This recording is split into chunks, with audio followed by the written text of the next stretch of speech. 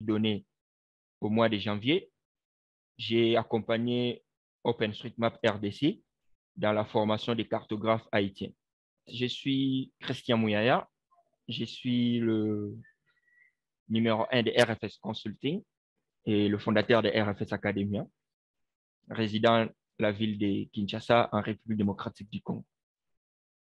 Des formations, je suis environnementaliste. J'ai approfondi mes connaissances en tout ce qui est SIG, surtout avec le logiciel QGIS et tant d'autres.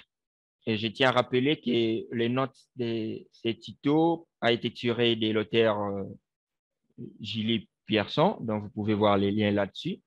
Et on va essayer un peu d'aborder tout ce qui est le SIG, l'ajout des données vecteurs ou raster, la propriété d'une couche, comment modifier la représentation d'une couche, la table attributaire, le format des données vecteurs et raster, et l'espace de travail dans le projet soit QGZ ou QGIS.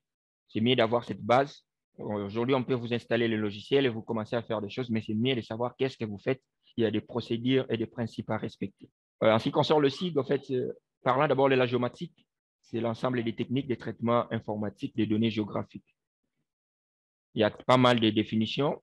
C'est question d'expliquer et puis faire comprendre à ceux qui n'ont pas encore des notions là-dessus de puissent sortir de cette masterclass avec quelque chose.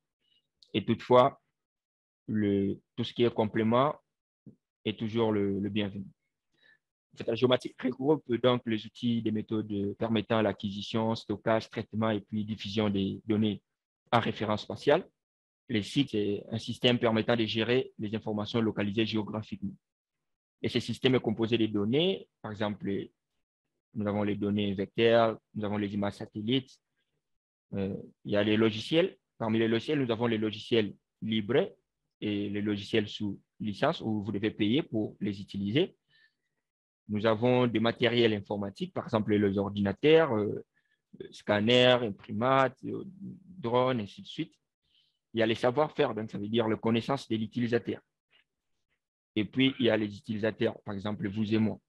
Et ces 5 composants, ces-là sont parmi les 5 composants, allais-je dire, des sites. Et par habit, aujourd'hui, il y a des gens qui considèrent les sites comme étant les logiciels utilisés dans un site. Comme l'a dit un auteur anonyme, les sites ne se résument pas au logiciel QGIS. Les sites ne se résument pas au logiciel ArcGIS, non plus au logiciel MapInfo. Le site est tellement vaste. Le QGIS, ArcGIS ne sont juste que des logiciels utilisés pour le site, mais les logiciels suivent. Les données, en fait, sont organisées sous forme de couches superposables représentant le point, une couche des lignes, une couche de polygones.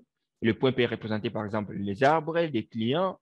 Le ligne peut représenter des routes, des rivières, ainsi de suite. Et le polygone peut représenter le bâtiment, les limites des zones, par exemple, le quartier. Et on distingue généralement des types de données. Il y a des données vecteurs et les données raster. Concernant les données vecteurs, en fait, ces données se définissent uniquement par des coordonnées, donc x, y, et on trouvera des données de vecteurs type point, ligne et polygone. Un point sera défini par les coordonnées x, y, une ligne, un polygone par les coordonnées de l'aire sommet. Et une couche vecteur sera soit de type, comme je l'ai dit, point, ligne ou polygone, mais ne pourra contenir des données de deux types, sauf dans les cas particuliers, certains formats. Et on pourra choisir, par exemple, de représenter les cours d'eau, tout ce que j'ai pu donner là comme exemple, des clients, cours d'eau et puis ainsi de suite. Et souvent, les données vecteurs ne sont pas vraiment volumineuses par rapport aux données raster. Et les données raster, en fait, sont des images constituées de pixels. On peut bien différencier le pixel en zoomant sur un raster. Et chaque pixel possède une valeur correspondant, par exemple, à sa couleur, son altitude. Et un raster est caractérisé par la taille d'un pixel ou soit encore sa résolution. Et à côté, vous avez une image qui illustre un peu bien tout ce que j'ai dit. Vous pouvez voir là, nous avons le monde réel. Maintenant, pour représenter les informations constituées à ce monde réel, nous les avons là sous forme de couches superposables. Vous voyez, par exemple, nous avons la première couche qui représente le client sous forme de points. Nous avons des routes. La deuxième couche qui représente des routes sous forme de lignes. Nous avons des parcelles, et l'élévation, donc en fait, le modèle numérique des terrains, utilisation des sols. Et l'ensemble de tout ça constitue ce qui est là en bas, l'image réelle, ou soit le monde réel. Parlant de quelques exemples de formats vecteurs, nous avons le SVG, et tant d'autres qui sont là. Je ne sais pas, GeoPackage, ceux qui ont des notions déjà de base savent. Et il y a aussi quelques exemples de raster, par exemple le cartésien scanné tel que vous voyez les images, la photographie aérienne, l'image satellite. Par exemple, de l'autre côté, il y a un problème de titre là. En fait, ça, c'est la carte d'Haïti. C'est comme je l'ai dit, la formation concernait les cartographes d'Haïti. Et pour le raster, nous avons par exemple le type JPJ, le type TIFF, PNG. Et il y a certains formats comme les GeoPackage qui peuvent contenir des données vecteurs ou raster. Voilà. Parlant des données vecteurs, on distingue des composantes dans les données utilisées dans un site. Il y a la composante spatiale et il y a la composante attributaire. En fait, la composante spatiale est constituée de la localisation et la géométrie d'un objet. Donc, la forme de l'objet et là où l'objet se situe. Donc, ses coordonnées. La composante attributaire est constituée des données qui y sont associées. Par exemple, la composante spatiale d'un département sera le polygone représentant ce département et sa composante attributaire sera son nom, son code, sa population. Donc, comme vous pouvez voir les illustrations qui sont là, ici, nous avons la composante spatiale et de l'autre côté, nous avons la composante attributaire. La composante spatiale, donc, nous avons la carte d'Haïti qui est là, où on a sélectionné l'un des départements. Et de l'autre côté, nous avons les informations associées à cette couche, donc ce qui compose la partie attributaire. Donc, par exemple, si on veut afficher les noms des différentes zones, on va récupérer ces informations dans la table d'attributs, donc la composante attributaire. Et en plus de cela, nous avons le métadonnées. En fait, le métadonnées sont des données sur la donnée. Afin de savoir quelles sont, par exemple, les utilisations que l'on peut faire d'une donnée, il est indispensable de posséder des informations sur la manière dont a été fabriquée cette donnée. On peut vous envoyer aujourd'hui des données. Vous allez voir que, soit dans le dossier où il y aura un fichier, ce qui peut être un fichier PDF ou autre, qui liste un peu quelques informations sur la donnée qu'on vous envoie ou bien les données qu'on vous envoie. Ça peut être l'utilisation, la façon dont on a créé ces données ou bien collecter ces données. Si, par exemple, il y a des informations qui manquent, tout ça peut être signalé dans le fichier métadonnées. L'auteur, est-ce que ces données-là sont ouvertes au public? Est-ce qu'il y a des droits à payer?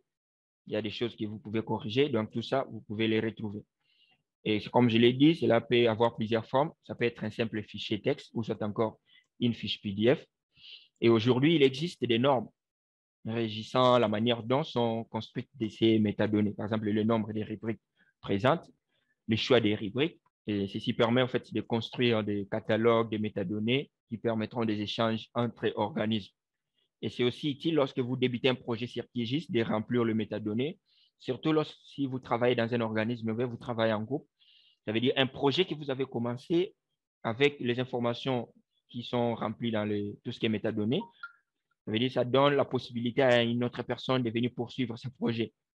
Il aura facilement cette compréhension de savoir qu'est-ce qu'on veut réaliser dans ce projet, quelles sont les données à utiliser, où on s'est arrêté et qu'est-ce qu'il peut faire pour la suite. Et à quoi sert un SIG? En fait, un SIG permet de saisir, représenter, informer, plutôt interroger, allais-je dire, et mettre à jour l'information géographique. Il peut notamment répondre aux questions suivantes, par exemple la question où, permettant de savoir la localisation, l'étendue d'un phénomène. La question quoi, qui permet par exemple de savoir quelles sont les informations. Aujourd'hui, avec tout ce qui se passe par exemple en Ukraine, vous pouvez savoir où et quoi, qu'est-ce qui se passe.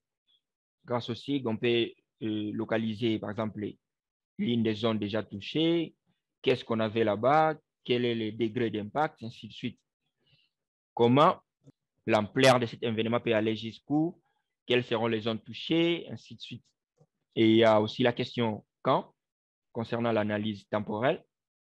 Le SIG peut nous aider à avoir les réponses à toutes ces questions. Et enfin, il y a ici qui concerne la modélisation. On peut projeter si, par exemple, cette rivière, le fleuve pouvait atteindre autant de terre, quelles sont les zones qui seront le plus touchées. Si par exemple, avec cette façon d'exploiter la forêt, avec ce qui s'est fait déjà jusque-là, d'ici 2050, comment sera cette forêt, qu'est-ce qui va arriver. Tout ça, je crois, notre cher Marcelin vous parlera encore beaucoup plus parce que dernièrement, on a discuté avec lui sur un travail pareil qu'il a fait. Il a démontré un peu dans 50 ans comment serait une zone là forestière. Les cycles sont utilisés aujourd'hui dans des domaines très variés, géographique, géologie, écologie, urbanisme, archéologie, éco. Donc, presque, si par exemple, ce que vous avez comme travail, si ça va toucher une partie de la Terre, on doit représenter un objet ou bien vous parlez d'une zone. Tant que cette zone-là peut contenir des informations à référence spatiale, au fait, les SIG a un grand rôle à jouer. Et donc, quand je parlais de l'importance des SIG, aujourd'hui, vous savez qu'il y a aussi la, la statistique spatiale qui prend de l'ampleur. Donc, vous avez toujours de bonnes raisons de bien maîtriser les différentes technologies géospatiales, soit encore les différents logiciels des sites. Là, nous avons l'interface du logiciel QGIS. QGIS veut dire Quantum GIS. GIS, c'est en anglais. En français, c'est ce que nous sommes en train de dire de temps en temps, SIG. Le SIG, Système d'information géographique. Quantum veut dire montée, de la montée des sites. On peut distinguer 6 zones sur l'interface QGIS. Nous avons la première zone en dehors de la partie où est mentionné les titres. Nous avons la première zone, le menu. Je crois qu'au lieu de rester sur ça, je peux même lancer QGIS pour vite vous faire part, ou soit après. En dehors du menu qui est là, où nous pouvons voir le menu tel que projet, vie, couche, raster, vecteur, ainsi de suite. Et dans chaque menu, nous avons des fonctions. Et ces fonctions sont encore reprises sous forme des raccourcis sur la partie D qui est la barre d'outils. On y trouve la même chose qui est dans le menu, mais sous forme d'icône.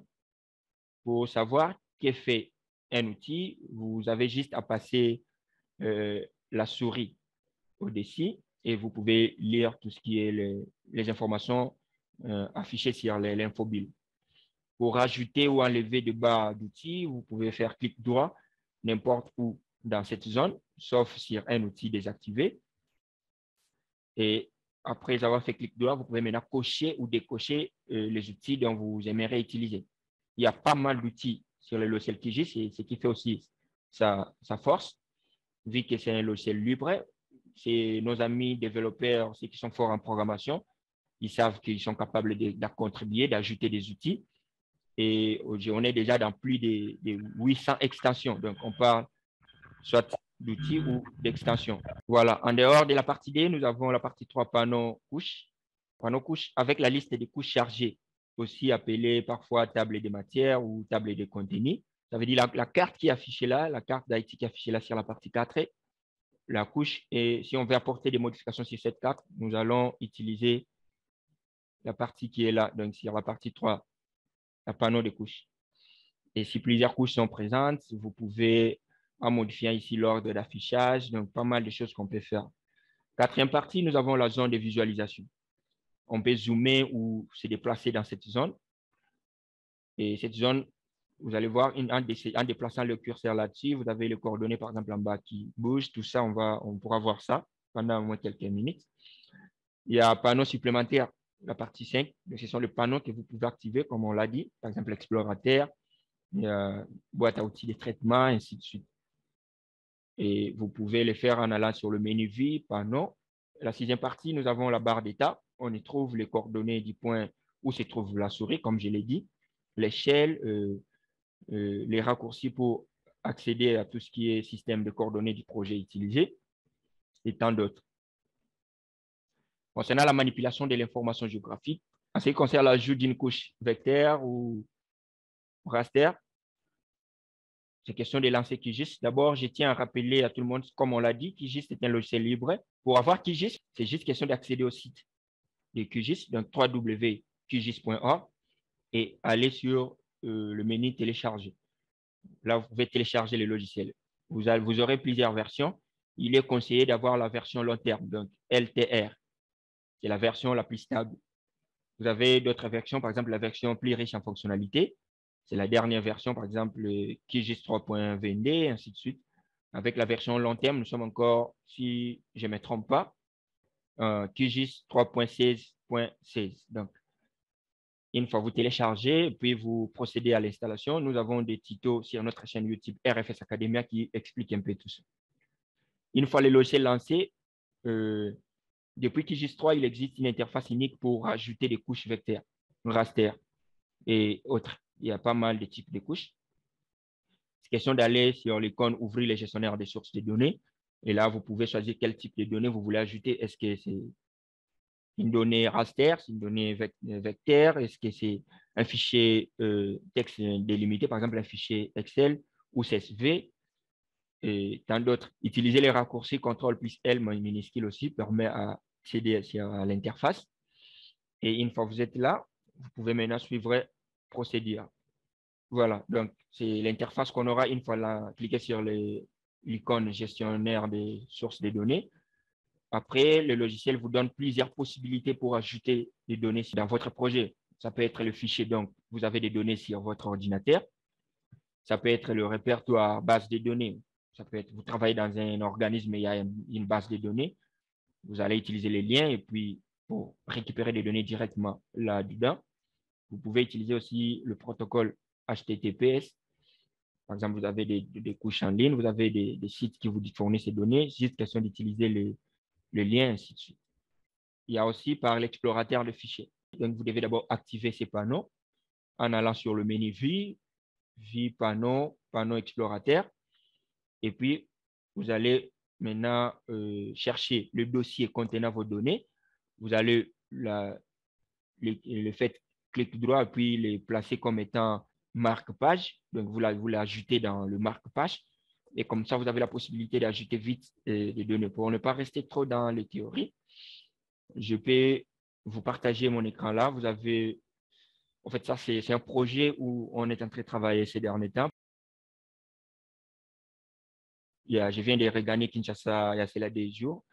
J'étais dans cette ville pour la vérification de certaines informations et puis collecte des données sur terrain. Donc, j'étais en train de vous parler de l'espace explorateur qui est là. Ça veut dire, si vous n'en avez pas, vous allez sur le menu Vie qui est là, et puis vous allez sur Panneau et vous cochez Explorateur. Une fois coché, vous avez maintenant ce panneau disponible. Ça veut dire quoi? Si je pense que mes données sont j'ai des données dans mes fichiers ordinateur, tout ça, je vais accéder. Supposons les données que je vais utiliser pour ce projet se trouvent dans les dossiers consultant Christian Mouyaya. À partir de l'explorateur, là, je peux faire clic droit et je vais ici ajouter au marque-page. Dès que je clique là, vous voyez que sur le marque-page, j'ai le dossier qui est là. Voilà. Et je peux facilement accéder à tout ce qui est donné.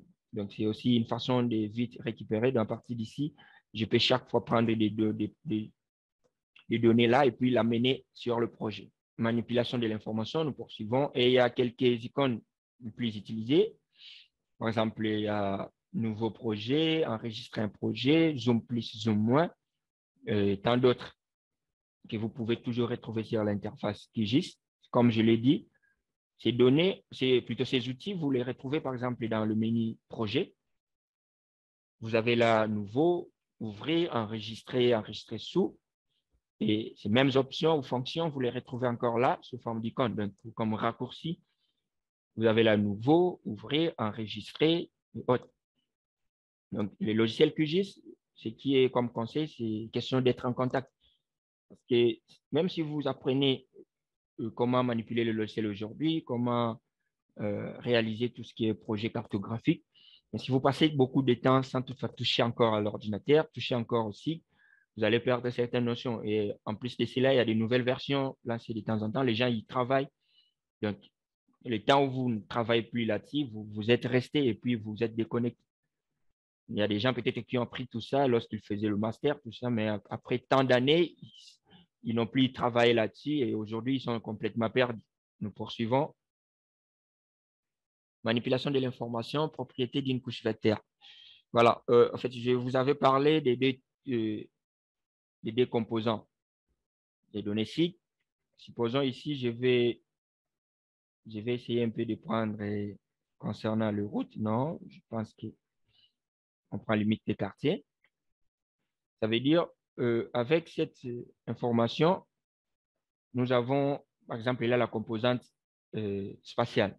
Ça veut dire la représentation, la localisation de de la zone et puis la forme. Nous avons là la forme géométrique ainsi que la localisation. Maintenant, si on veut voir l'autre composante qui est la composante spatiale ou la composante attributaire, allais-je dire, ça veut dire que nous allons accéder à la table d'attributs de cette couche. Donc, question de venir sur la couche limite des quartiers et je vais sur ouvrir la table d'attributs. Vous avez la composante attributaire, donc ça veut dire les informations associées à cette couche-là.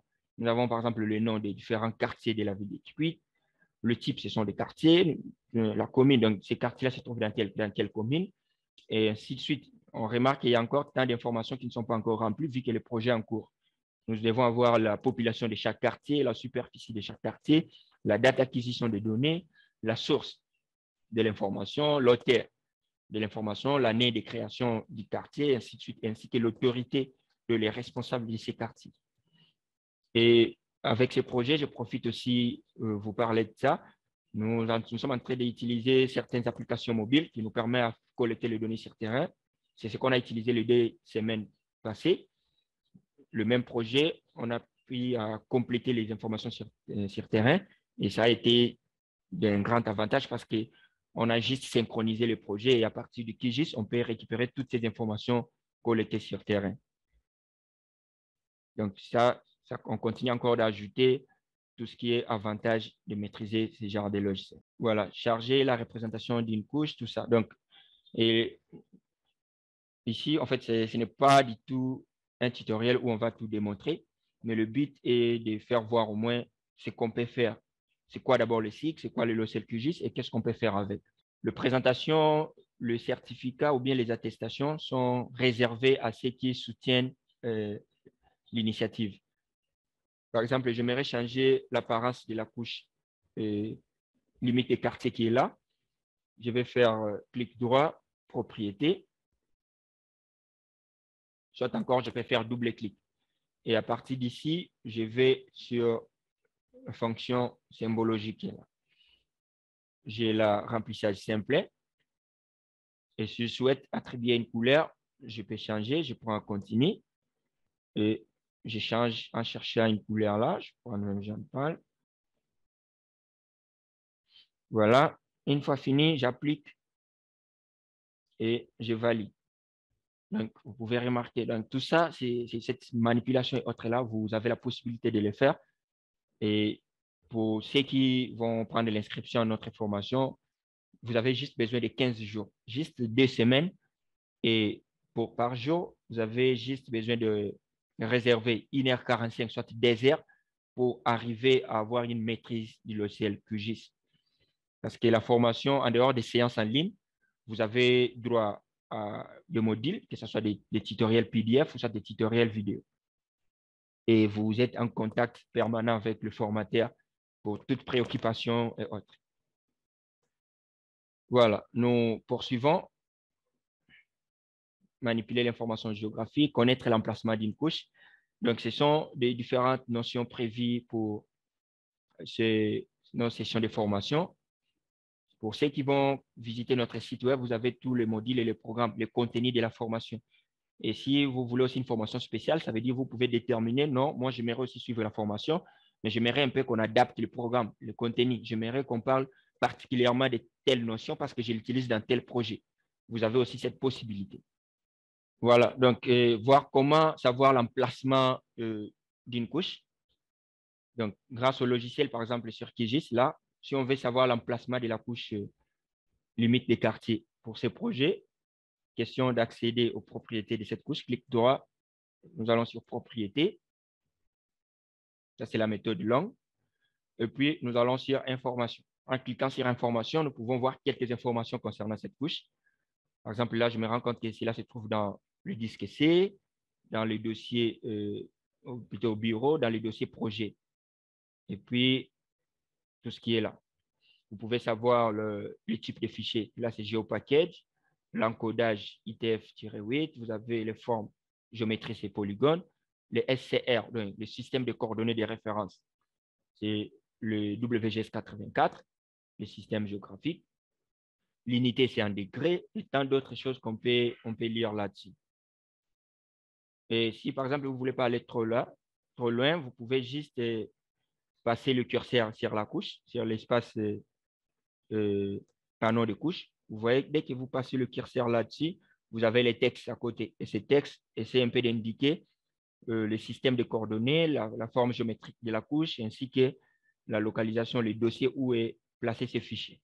Voilà, manipulation de l'information géographique, filtrer les données. Bon, ceci est réservé à tout ce qui est formation, parce qu'on ne va pas détailler tous les tutoriels en démontrant comment filtrer les données, tout ça. Mais toutefois, vous êtes toujours le bienvenu, surtout ceux qui vont passer ces mois avec nous, ceux qui vont participer à nos formations. Nous allons apprendre beaucoup de choses. Donc, filtrer, ça veut dire j'ai toute la couche comme ça, mais je peux décider de rester juste avec une zone. Par exemple, là, je peux dire j'ai besoin juste de voir les quartiers de Kézou. Donc, à partir de la couche qui est là, le fichier, je fais clic droit, je vais sur filtrer.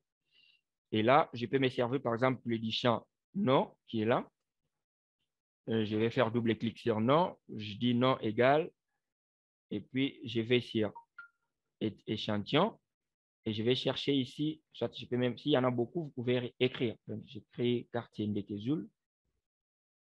Je fais double clic. Donc, je demande au logiciel QGIS de n'afficher que le quartier de Kézoul.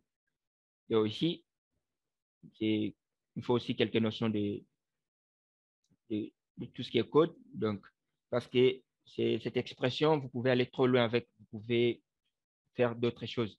Là, j'ai juste utilisé une expression simple. Et une fois fini, je peux tester. Le logiciel m'informe qu'il a retrouvé une entité et je peux valider. Vous pouvez remarquer que ma couche est bel et bien présente, mais le logiciel me présente qu'un seul quartier qui est le quartier de Kézou. Donc, ça veut dire, vous voyez les signes qui est à côté, ça me montre que la couche a été filtrée. Voilà, donc il y a tant de choses qu'on peut faire là-dessus. Et nous sommes là pour accompagner tous ceux qui désirent mieux maîtriser les logiciels, manipuler l'information géographique. Donc, c'est comme j'ai expliqué là-bas. Vous voyez comment on organise nos formations. Donc, tout ce qui s'est organisé dans la séance, lors de la séance en ligne, vous avez des tutoriels pareils qui expliquent. Donc, tout ce que j'ai fait comme opération sur QGIS, c'est ce qui est détaillé sur cette interface. On vous montre où il faut cliquer pour filtrer une couche ou pour faire autre chose. Donc, au-delà des séances en ligne, vous avez le temps avec tout ce qui est mis comme ressources à votre disposition de mieux progresser. Manipuler de l'information géographique, toujours concernant filtrage des données, ajout d'une couche raster. On procède presque de la même façon avec la couche vecteur, mais c'est juste qu'on doit changer au moment de choix. Donc, par exemple, là, s'il s'agit d'une couche vecteur, ici, je serai sur vecteur. Mais lorsque les données, bien la donnée que je vais ajouter, c'est une couche raster, je vais changer pour venir sur raster. Parce que vous allez savoir que le logiciel, il faut respecter ce qui a été programmé. Si vous êtes sur vecteur et que vous allez dans votre ordinateur pour choisir un fichier raster, vous aurez le message d'erreur. Parce que vous avez indiqué au logiciel que vous voulez ajouter une couche vecteur, mais le choix est porté sur une couche raster. Et là, ça ne marche pas.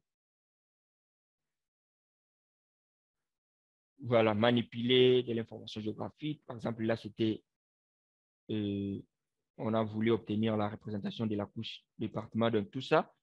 Et autre précision, ça veut dire lors de la formation, parmi les dossiers qui seront mis à la disposition des participants, ça veut dire nous vous donnons les tutoriels pour suivre un peu la démarche, comment manipuler le logiciel.